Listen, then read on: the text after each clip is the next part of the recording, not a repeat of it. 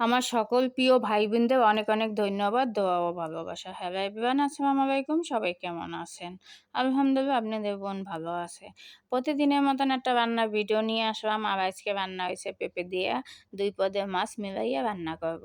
যাই হোক এখন একেবারে বেশি রান্না করি না। ফ্রিজে রান্না করা আছে একটা তরকারি রান্না করতে আছি। যাই হোক আপনাদের কাছে যদি ভালো লাগে লাইক, কমেন্ট করে পাশে থাকবেন।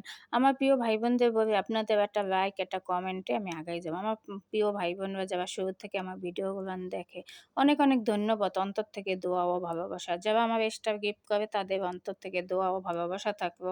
আর আমি রান্না করতেছি আজকে এই যে ভাতও ঝরঝরা হইয়া গেল। বসাইতেছি চুলার উপরে আর মাছটাও ২ পদের মাছ মিলাইয়া ভাজতে আছি। আর এখানে পেঁপেটা কাইটা সিদ্ধ করে নিছি, সাথে ২ টা আলুও দিছি। আর পেঁপের তরকারিটাও আমার দ্বারা অত আহামরি ভালো লাগে না। সবজি রান্না করলেই পেঁপেটা আমি বেশি পছন্দ করি। যাই হোক এখন আমাদের শরীরে অ্যালার্জি দেখে ডাক্তারে খালি জলের তরকারি খাইতে কইছে। আর খালি পেঁপে-টেপে খাইতে কইছে, লাউ, পেঁপে কিন্তু যে খামু সবজিতেও কিন্তু অ্যালার্জি আছে। কেটা জানেন, কেটা জানেন না। কমেন্টে কিন্তু অবশ্যই জানাইবেন। সবজির অ্যালার্জিও কিন্তু অনেক বিরক্ত। আর অ্যালার্জিটা হইছে করোনার ভ্যাকসিন দেওয়ার পর থেকে। জানি না এই পাপ আল্লাহ আমাদের দিয়ে থিয়া গেল। সব প্রায় মানুষই বলে যে অ্যালার্জির জ্বালায় কিছু খাইতে পারে না, যা রান্না করি। জানেন না একটু মাংস খাইতে মন চাইলেও খাইতে পারি না শুধু অ্যালার্জির জন্য। গরু জাতীয় জিনিস কিছুই খাইতে পারি না। চিংড়ি মাছ দিয়ে একটা তরকারি রান্না করবো, একটা ভাজি-ভুজি করবো সেটাও পারি না। এরকম কার, কার আছে তো বলুন তো অ্যালার্জি?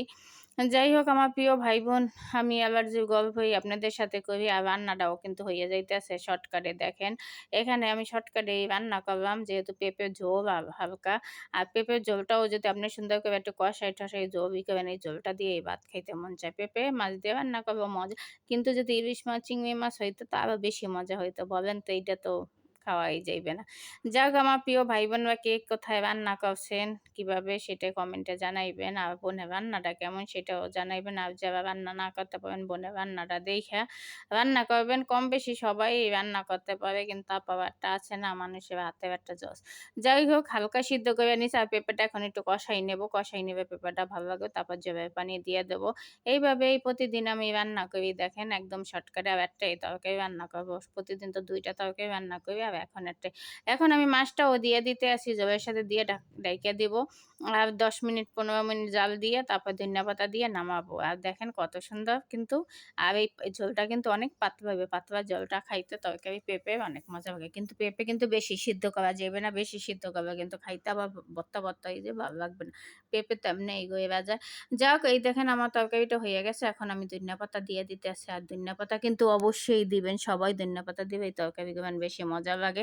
যাক এভাবে রান্না করি। সবাই আমার জন্য দোয়া করবেন। আপনাদের জন্য অন্তর থেকে দোয়া ও ভালোবাসা থাকলো। যে যেখানে থাকেন ভালো থাকবেন। আমার ইউটিউবে ভাই-বোনদের অনেক, অনেক ধন্যবাদ। দোয়া ও ভালোবাসা। আমার একটু সাবস্ক্রাইব করে দিবেন। আর যারা ফেসবুক থেকে দেখেন ফলো করে দিবেন, কমেন্টে রাখবেন। সবাই ভালো থাকবেন। সবার জন্য অন্তর থেকে দোয়া থাকলো। যে যেখানে থাকুক সহি সালামতে থাকুক। আল্লাহ হাফেজ।